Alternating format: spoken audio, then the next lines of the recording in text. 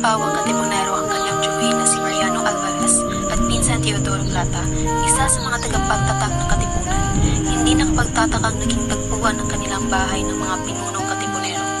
Isa rito si Andres Bonifacio. Samahan niyo kung sulyapan ang naging buhay ng lakambining ng Katipunan na mas kilala sa pangalang Oryang. Ako, si Gregoria de Jesus, isinilang noong 9 ng Mayo taong 1885 sa pook ng pinagbaunan ng libo-libong sandatang ginamit sa hinisikan sa lugar na tinatawag na Batasar noong araw.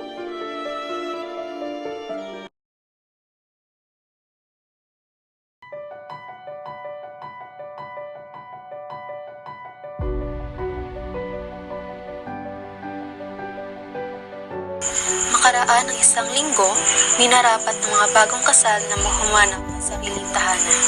Nakakita sila sa lugar na daang hangyaan at sa bahay na ito patuloy ang pagyabong ng Katipunan at ng Rebolusyon. Mula noon ay nagsimula na akong gumawa ng buong sikap at labis na pagmamalasakit sa pag-unlad ng kataas-taasang kagalang-galangang katipunan ng mga anak ng bayan.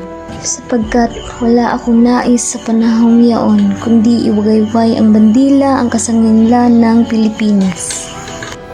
Gabi-gabi ay puno halos ang aming tahanan ng mataong tuminig sa tinig ng inang bayan. Madalas na kami inuumaga sa pagganap ng panunumpa.